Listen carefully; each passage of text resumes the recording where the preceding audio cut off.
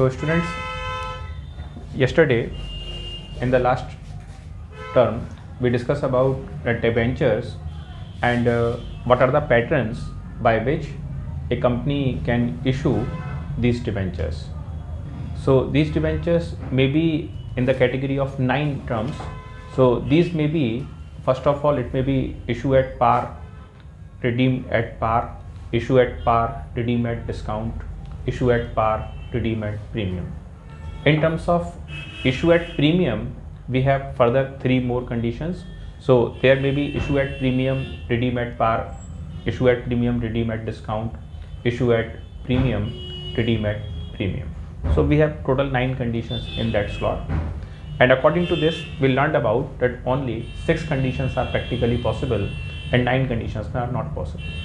But in company accounts, somewhere whenever the company having the very extreme high reputation in the market, they may also enjoy the benefit of these and they can issue the debentures. Yesterday in the last video we also discussed one of the important concept. Suppose company is asking that they will issue the debenture at par, debenture issued at par and redeem at par. So we had discussed that debentures issued at par and at that time redeem at par. So suppose someone has taken loan on this date and after 1 year the person is just getting the interest benefit of rupees 8 or 9 as per the example, as per the case may be, and on the same scenario on the next year company again continue this loan amount and thereafter they are getting back the interest of rupees 8 here, and this trend is going on, and by the last the company redeem and pay back the amount. Suppose the person and the company has taken loan of rupees 100 over here. यहाँ suppose company ने 100 रुपये का loan लिया है और यहाँ company आपको 100 रुपये आपके वापस करे दे रही है, तो इस तरीके से इन्वेस्टर को दरअसल में डिबेंचर होल्डर को वो बेनिफिट हुआ कि 8 रुपये का इंटरेस्ट यहाँ रिसीव हो गया, 8 रुपये का इंटरेस्ट यहाँ रिसीव हो गया, 8 रुपये का इंटरेस्ट यहाँ पर, और यहाँ कंपनी को 108 मिल गए, यानी 8 रुपये मिल गए इंटरेस्ट के और 100 रुपये मिल गए उसके प्रिंसिपल अमाउंट के. This condition is called debenture issue at par, redeem at par. And suppose company is asking that we are issuing debentures. So debenture issue, suppose company is asking that company is issuing debentures and they were of confirming that debentures,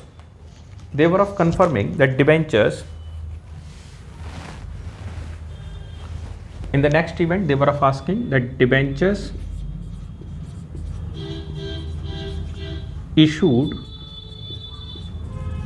at par and redeem at premium.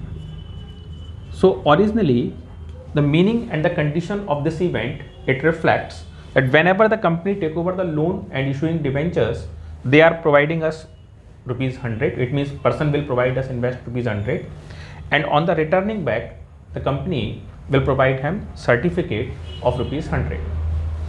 In the year of continuation, the company will provide them rupees 8 as interest if 8% debentures are there, and the next year again they will provide you the interest of rupees 8% per annum. In the subsequent year the same pattern will go on. But now the company is asking that debenture issue at redeem at premium means company is making agreement that we will return you back the amount of interest as well as the case may be, plus we will provide you 5 rupees premium. I just take an example, 5 rupees premium. So this is the amount of return back. Means जितने रुपए का loan लिया गया था उससे कहीं ज़्यादा पैसे आपको रिटर्न में वापस मिल रहे हैं, और इंटरेस्ट तो आपको टाइम टू टाइम मिलती ही जाएगी. अब इसमें एक कंडीशन और बनती है. फिलहाल जो कंडीशन बोर्ड पे लिखी है इसका मतलब है कि debenture issue at par and redeem at premium, यानी वापसी के समय पैसे आपको सेम वैल्यू ना मिल करके बढ़ी हुई कीमत आपको वापस मिल रही है. Debenture issue at par, redeem at premium. यहाँ एक और कंडीशन पहले समझ लेने का है, और इसका मतलब ये है कि यहाँ पर एक तीसरी कंडीशन बनती है. पहली दोनों कंडीशन मैंने आपसे डिस्कस की, इनमें डिबेंचर का इशू पार पर हुआ था और रिडीम एक बार पार पर और एक बार प्रीमियम की मैंने बात की, दोनों बार आपका डिबेंचर का इशू पार पर था या प्रीमियम पर था, दोनों कंडीशंस में आपको जो इंटरेस्ट एक्यूमुलेशन वहां से हो रहा था वो इंटरेस्ट की वैल्यू आपको हमेशा ही पार वैल्यू के अगेंस्ट मिल रही थी। लेकिन अगर हम बात करते हैं कि debentures issued at discount and redeem at par, माने कंपनी जब आपको डिबेंचर इशू करेगी तो वो दिन कंपनी आपको कुछ कम करके पैसे आपसे चार्ज करेगी, रिडीम एट डिस्काउंट। लेकिन कंपनी जब आपको डिबेंचर का मनी बैक करेगी, पैसे वापस करेगी, तो 100 रुपये आपको पूरे कंपनी वापस कर देगी। तो इस कंडीशन में आपने कंपनी में जो पैसे इन्वेस्ट किए, सपोज ये आपने इन्वेस्ट किए 90 और रिटर्न बैक के समय आपको पार वैल्यू का रिटर्न है तो आपको यहाँ पर मिल जाएंगे 100 रुपये।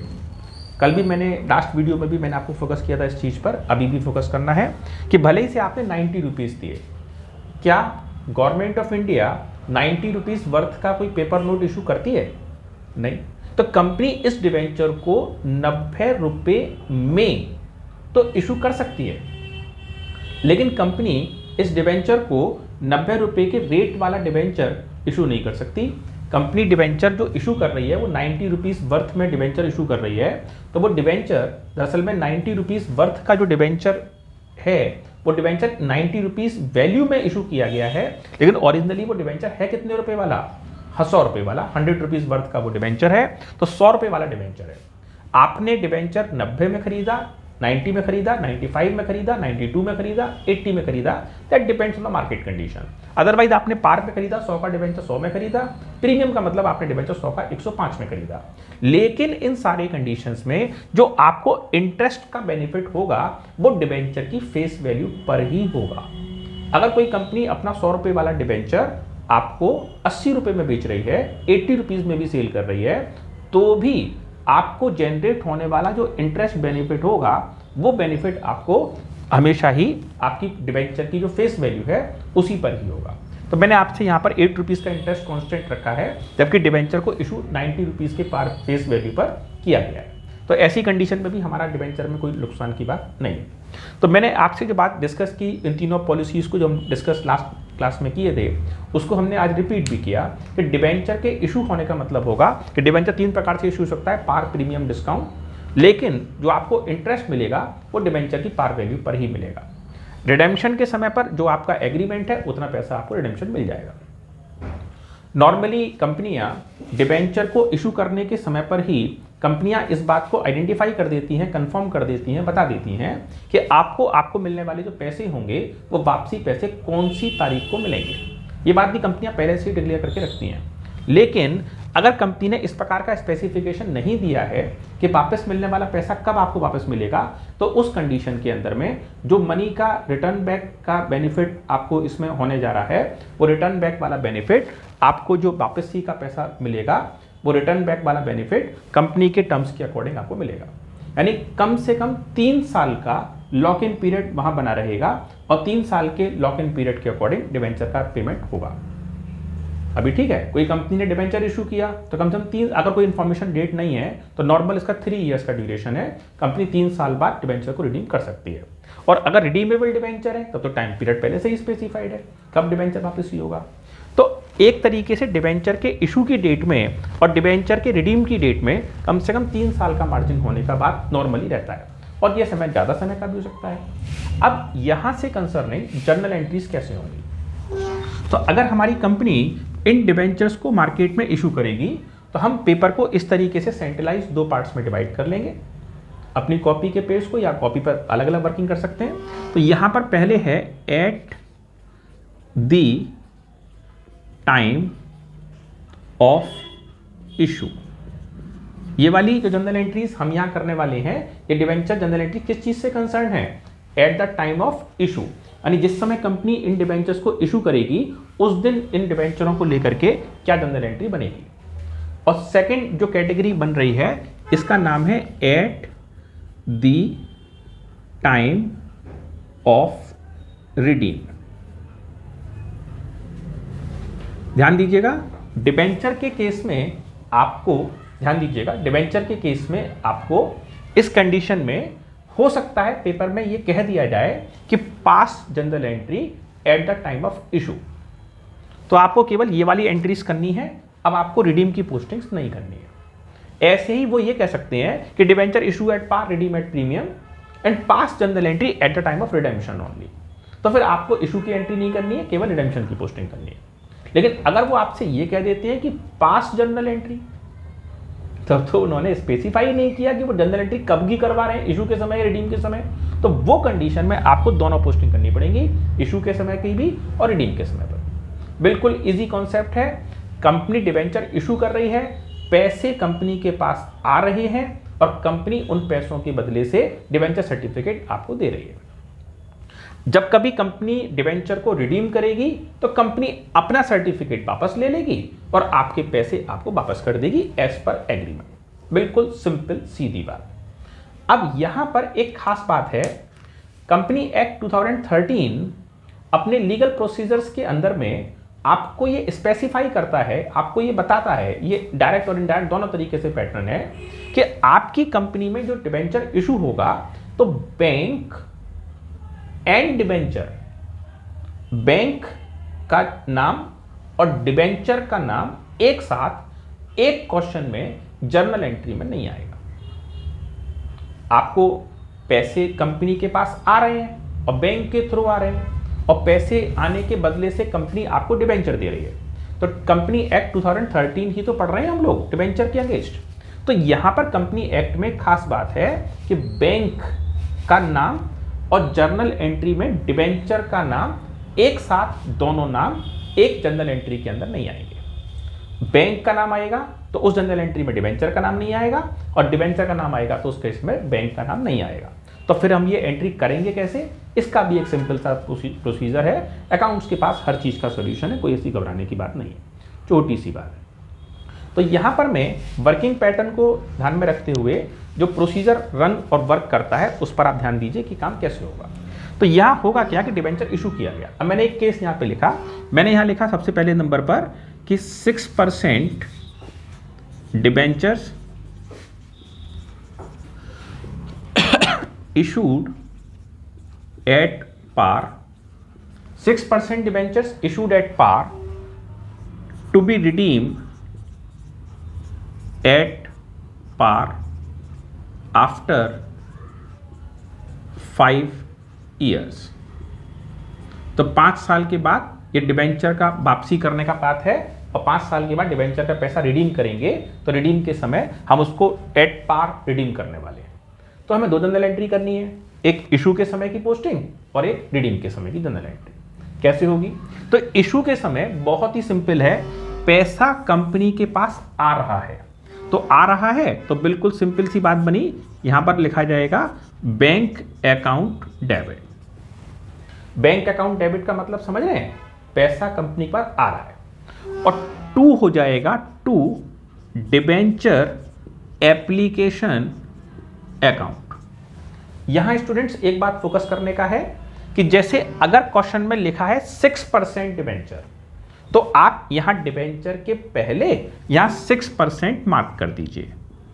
अगर क्वेश्चन में बाय दी चांस 6% ना लिखा होता, बस वो कहते डिबेंचर इशूड, तो कोई दिक्कत नहीं है, जैसा क्वेश्चन में जानकारी वैसे ही आपका सॉल्यूशन, तो आप उस केस में डिबेंचर एप्लीकेशन अकाउंट लिख देते।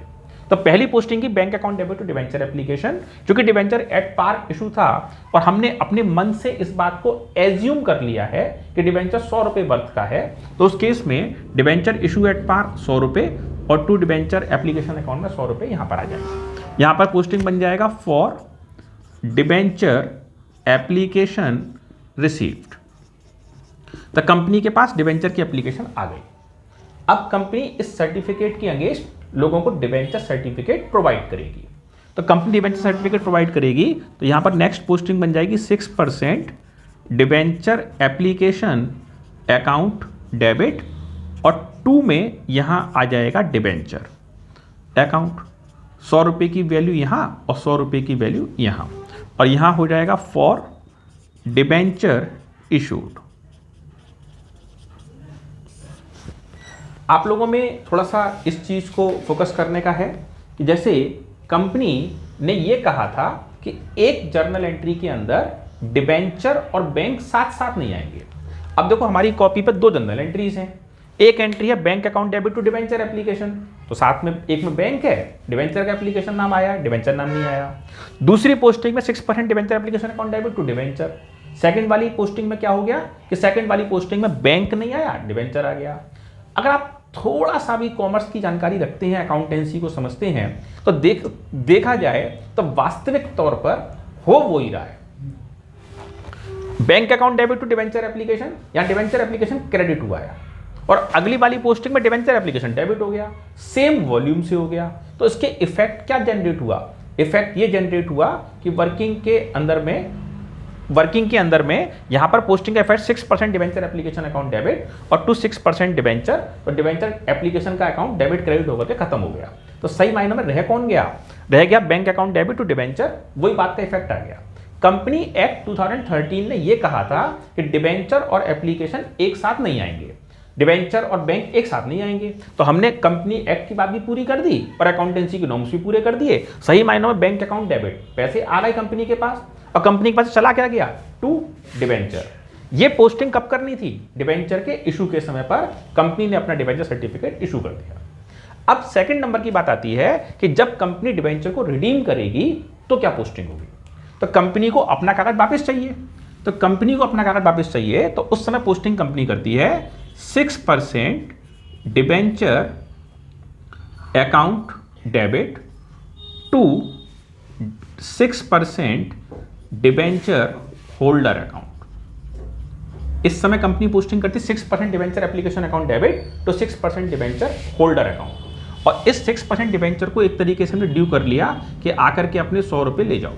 तो यहां पर पोस्टिंग हो गई फॉर अमाउंट ड्यू। तो यहां जो पोस्टिंग हम किए हैं फॉर अमाउंट ड्यू की पोस्टिंग किए हैं, यानी पैसे हमारे पास डिबेंचर के लिए 100 रुपए की पोस्टिंग हमने यहां पर कर दी। तो पोस्टिंग बन गई 6% debenture account debit to 6% debenture holder account. अब सेकंड एंट्री में क्या कार्रवाई होगी? डिबेंचर होल्डर को पेमेंट कर दो, तो 6% डिबेंचर होल्डर अकाउंट डेबिट और टू बैंक अकाउंट। अब की बार हमने जो पेमेंट कर दिया वो डिबेंचर होल्डर को पेमेंट कर दिया फॉर अमाउंट पेड। 100 रुपये वर्थ का डिबेंचर था, 100 रुपये वर्थ का डिबेंचर हमने पे कर दिया। बिल्कुल सिंपल जनरल एंट्री है कि अगर कंपनी डिबेंचर को इशू कर रही है तो क्या पोस्टिंग बन रही है, और अगर कंपनी इस डिबेंचर को रिडीम करेगी तो क्या पोस्टिंग बनेगी, और पोस्टिंग कैसे कैसे रन और वर्क करने वाली है, उसी सेम प्रोसीजर को हम लोग अप्लाई कर रहे हैं। वर्क हमारा रन और वर्क कर रहा है। क्या इतनी चीज में कोई प्रकार का कंफ्यूजन है? जनरल एंट्री करे जाने पर हमने पहला काम किया eight the time of issue, और सेकंड बात किया eight the time of redeem. अगर पेपर में यह कहा जा रहा है कि जनरल एंट्री आपको इशू के समय की करनी है, तो फिर आप एक्स्ट्रा वर्क बिल्कुल मत करिएगा, केवल इशू वाली पोस्टिंग कर दीजिएगा। और अगर वो कहते हैं जनरल एंट्री आपको रिडीम के समय की करनी है तो फिर रिडीम की पोस्टिंग करिए, और अगर वो कहते हैं पास जनरल एंट्री तो फिर दोनों पोस्टिंग करनी पड़ेगी, इशू के समय की भी, रिडीम के समय की भी।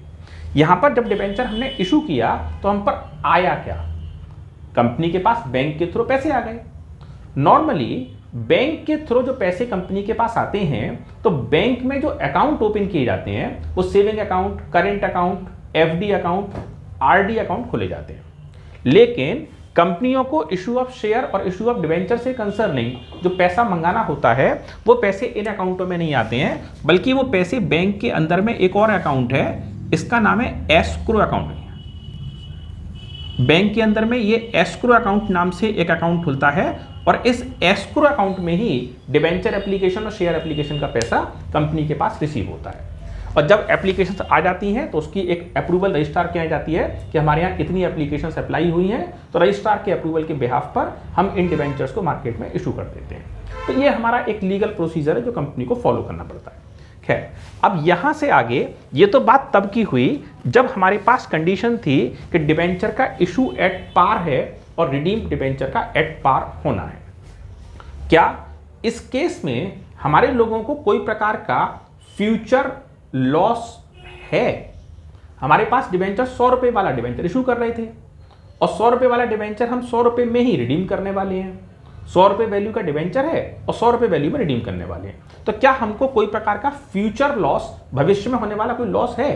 वास्तव में देखा जाए तो कोई फ्यूचर लॉस नहीं है, किसी भी प्रकार का भविष्य में नुकसान नहीं है, क्योंकि डिबेंचर इशू भी पार वैल्यू पर हो रहा है, डिबेंचर रिडीम भी पार वैल्यू पर हो रहा है। हाँ, अगर कंपनी का डिबेंचर इशू एट पार होता, माने 100 रुपए के डिबेंचर के बदले से हमारे पास 100 आती, लेकिन कंपनी एग्रीमेंट करती कि डिबेंचर रिडीम एट प्रीमियम, यानी कि हमारे पास पैसे 100 रुपए के डिबेंचर के बदले से 100 आएंगे, और जब पैसे कंपनी वापसी का बात करेगी तो कंपनी कह रही है कि हम आपको 100 के बदले से 105 वापस करेंगे या 110 वापस करेंगे, तो पैसे बढ़कर के वापस करेंगे। क्या इस केस में फ्यूचर लॉस वाली बात है? इस केस में तो फ्यूचर लॉस वाली बात है, क्योंकि डिबेंचर इशू एट, अभी तो ये मैटर क्लियर हो गया। मैं सेकंड बात कर रहा हूं कि अगर company debenture issue at par करती है सपोज, और कंपनी कमिट करती है कि रिडीम एट प्रीमियम होगा, तो उस केस में कंपनी के पास इशू करने के समय पैसे आएंगे कितने? 100 रुपए आएंगे, और कंपनी जब पैसा वापस करेगी तो उस समय वापस करेगी 105, तो कंपनी को पैसे बढ़ करके वापस करने पड़ेंगे। तो ऐसा करने की वजह से कंपनी के लिए एक इकोनॉमिक लॉस वाली बात है। ध्यान दीजिएगा, अगर फ्यूचर में, अगर भविष्य में कोई प्रकार का नुकसान कंपनी को हो जाने वाला है, अगर हो जाने वाला है, तो उस नुकसान की जानकारी जैसे ही आपकी जानकारी में आया, उसी सेकंड आपको उसके कंसर्निंग रेमेडीज फॉलो करनी पड़ेंगी, उसके कंसर्निंग एडजस्टमेंट आपको उसी समय से करनी पड़ेगी। अकाउंट्स आपने पढ़ा 11th standard, prudence accounting concept या कंजर्वेटिज्म सेम बात बताता है। तो कंजर्वेटिज्म कहता है कि फ्यूचर में अगर कोई प्रकार का लॉस होने वाला है तो उस लॉस का इंतजार मत करते रहो बैठे बैठे, बल्कि उस लॉस से अपने आप को बचाव करने का तैयारी, सुरक्षा तुरंत चालू कर दो। जब भी तुम्हें जानकारी में आ जाए कि तुम्हारे बिजनेस में कोई प्रकार का लॉस हो जाने वाला है, उस लॉस से बचाव का इंतजाम चालू करो। तो आपको तो इशू के समय ही मालूम था। अब जैसे कि हम लोग बात कर रहे हैं, तो इसमें मैंने यहां पर पुरानी कंडीशन को इरेज कर दिया, और पुरानी कंडीशन को इरेज करके अभी मैं यहां पर रीड्राफ्ट करके नई कंडीशन को फर्दर लिखूंगा, तो आपको बात और अच्छे से समझ में आएगी। तो हम लोग यहां पर अभी फिर से बात करने वाले हैं, और सेकेंड कंडीशन की बातचीत में यहां पर मैं वर्क, इसमें हमारे पास में सेकंड कंडीशन की बात चल रही है। डिबेंचर की लाइन के दो पार्ट्स में हमने पेपर को डिवाइड किया है। यहां पर हमने लिखा है एट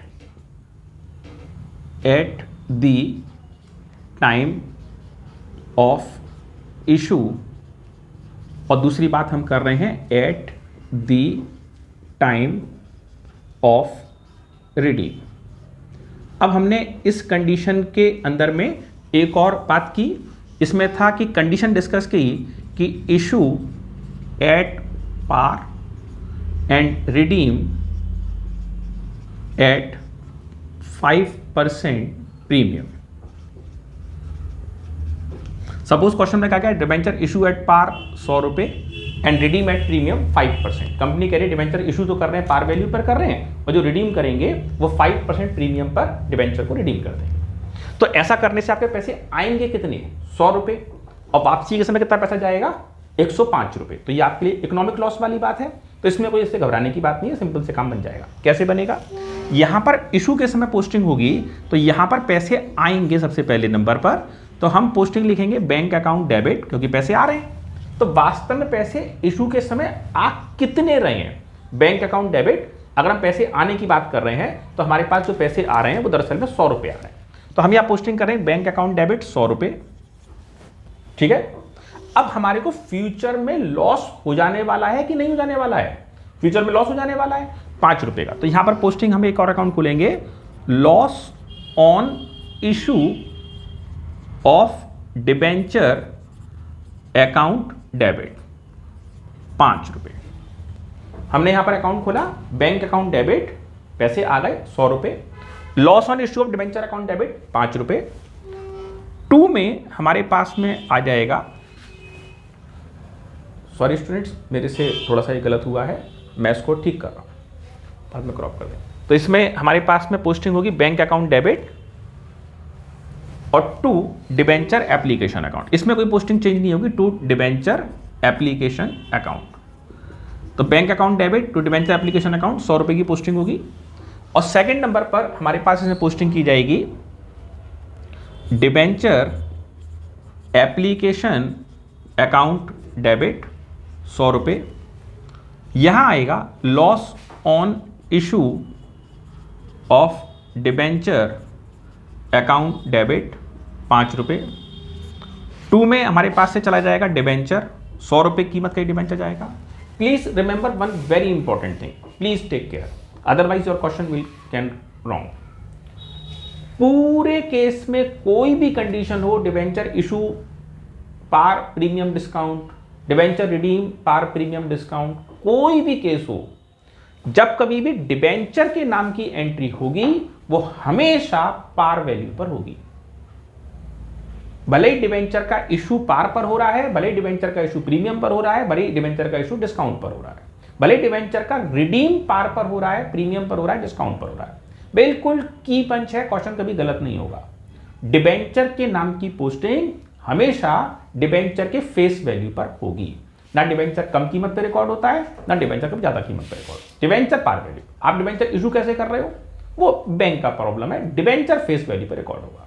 तो यहां पर पोस्टिंग बना डिबेंचर एप्लीकेशन अकाउंट डेबिट 100 रुपए आए थे भाई। लॉस हो गया कि नहीं हो गया? लॉस हो गया तो प्रूडेंस कॉन्सेप्ट करा कि रिकॉर्ड करो। तो loss on issue of debenture account debit 5 रुपए का लॉस यहां पर हो गया। नेक्स्ट है 2 डिबेंचर अकाउंट, तो 2 डिबेंचर अकाउंट में 100 रुपए का डिबेंचर वैल्यू जाएगा और एक इसमें आ जाएगा 2 debenture redemption premium account, 2 debenture redemption premium account और 5 रुपए वैल्यू का debenture redemption premium for debenture issued. तो एंट्री हमारी तैयार है। सेकंड नंबर पर जब डिबेंचर का रिडीम होगा थोड़े समय बाद, तब क्या पोस्टिंग होगी? ये तो सिंपल है, पहले जैसी पोस्टिंग हो जाएगी आसानी से। अब सबसे पहले डिबेंचर होल्डर को बुला लो कि भैया आजा पैसे ले जा अपने, यानी ड्यू कर लो उसको। तो डिबेंचर को बुलाओगे तो क्या पोस्टिंग करोगे भाई? यहां पर लिखोगे डिबेंचर अकाउंट डेबिट, यानी सबसे पहले तो अपना कागज वापस पकड़ लिया, कंपनी है ना, डिबेंचर अकाउंट डेबिट, पैसे आ गए, पैसे कंपनी पर आ रहे हैं, debenture account debit.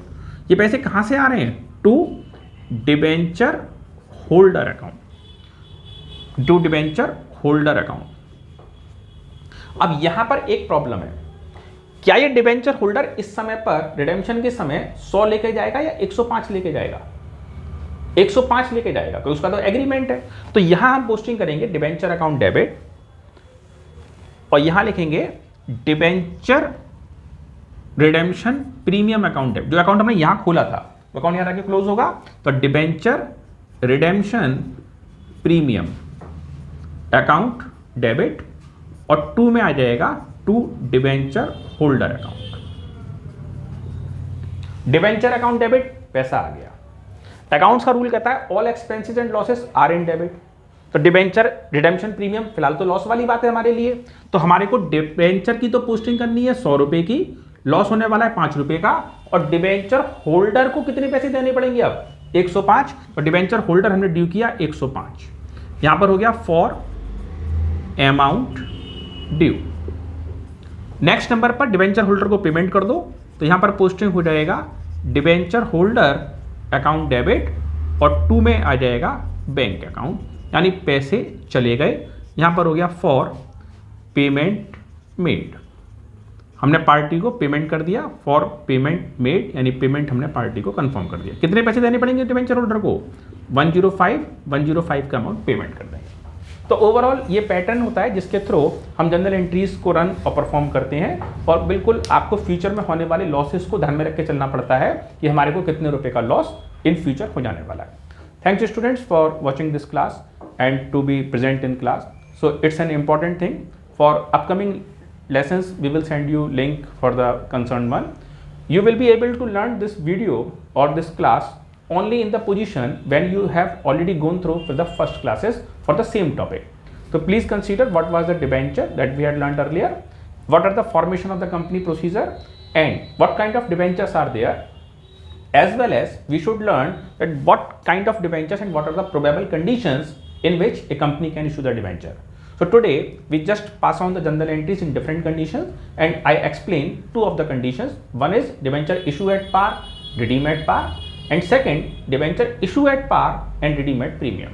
So in this way we learned about if there is no loss, because issue at par, redeem at par, it means no future loss. But debenture issue at par, redeem at premium, it means future losses going on. So both of the conditions we discuss about to settle, and thereafter we will learn further in next classes. Thanks students for joining this class today. Welcome.